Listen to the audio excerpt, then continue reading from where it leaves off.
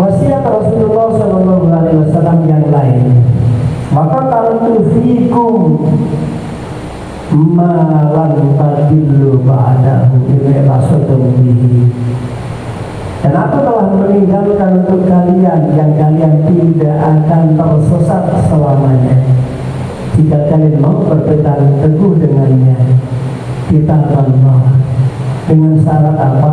Mau berpegang teguh. Ini tasawwuf bihi.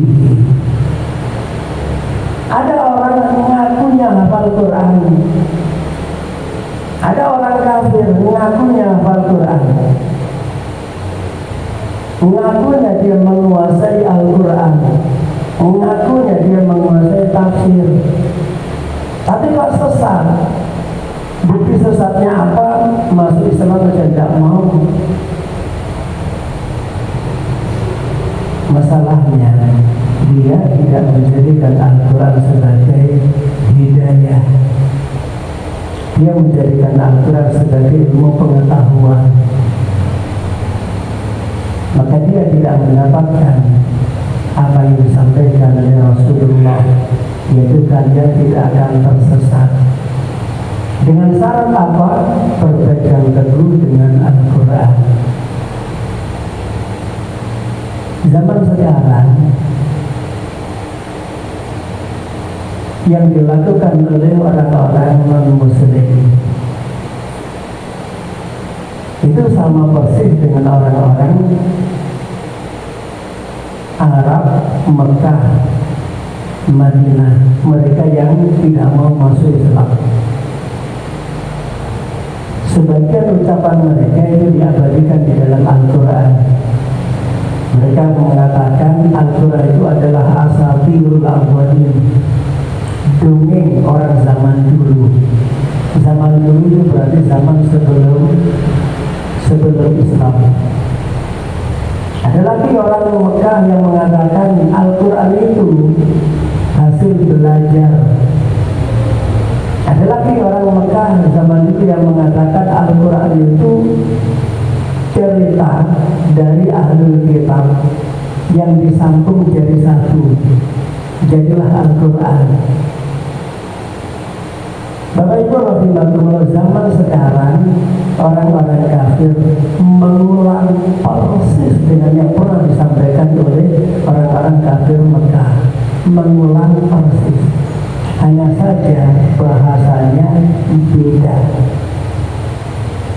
Kalau orang Mekah zaman dulu mengatakan Al-Quran itu dongeng, nah orang kafir zaman sekarang mengatakan Al-Quran itu ahistoris, tidak sesuai sejarah atau tidak punya data sejarah. Orang kafir Quraisy Mekah zaman dulu mengatakan Al-Quran itu hasil belajarnya Muhammad dari orang Romawi, dari orang Yahudi, dari orang Nasrani. Orang kafir zaman sekarang tidak mengatakan Al-Quran itu mengadopsi dari cerita-cerita kuno yang ada di Yahudi dan Nasrani. Hanya saja mengadopsinya itu sesat, salah data, sama persis. Bapak Ibu bisa baca di kitab judulnya Al-Wahyu, dan itu oleh Profesor Dr. Diauddin Aital. Beliau membuat perbandingan apa yang disampaikan oleh orang kafir zaman sekarang dan orang kafir zaman Rasulullah SAW. Maka disimpulkan sama persis, tidak ada yang baru. Maka kalau zaman sekarang ada orang kafir mengatakan Al-Quran itu sesat, Al-Quran itu jelek dan yang lain-lain, sehingga dia tidak perlu mengikuti Al-Quran, itu zaman dulu sudah ada. Jadi bukan hal yang baru, tidak usah kaget. Tidak ada yang baru yang disampaikan oleh orang-orang kafir itu. Intinya apa? Mereka tidak mau mengikuti yang diyakini benar. Lalu apa yang mereka ikuti, yang diikuti orang kafir itu adalah apa yang diyakini salah. Memang kelihatannya aneh, tapi fakta nyata. Mereka meninggalkan yang diyakini benar, tapi kemudian mereka mengikuti yang diyakini salah.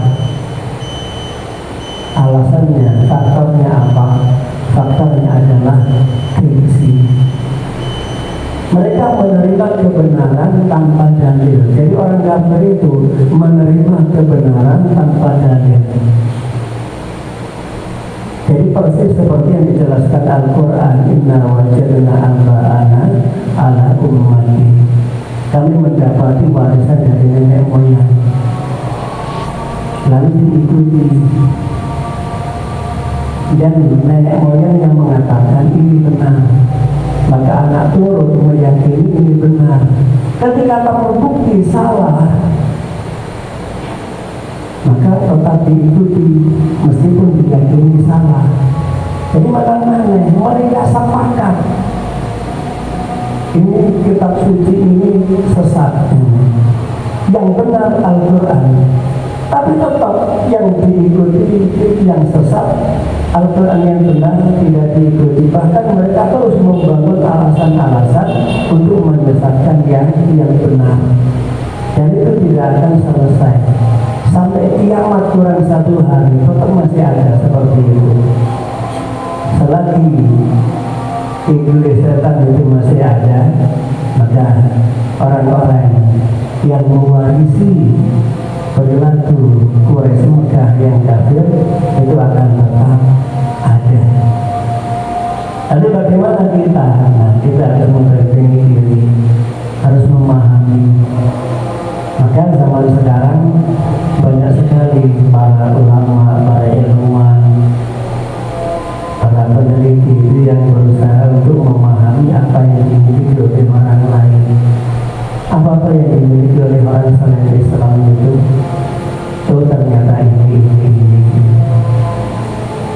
Sehingga kita bisa membentengi diri.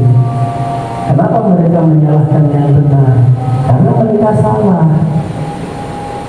Jadi keyakinannya berbeda dengan kitab sucinya.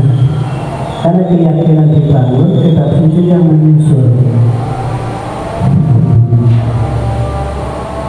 Nah, Bapak Ibu rahimakumullah, mudah-mudahan kita bisa dengan teguh mengikuti kitabullah yang diwasiatkan oleh Rasulullah SAW untuk kita ikuti. Mudah-mudahan bermanfaat.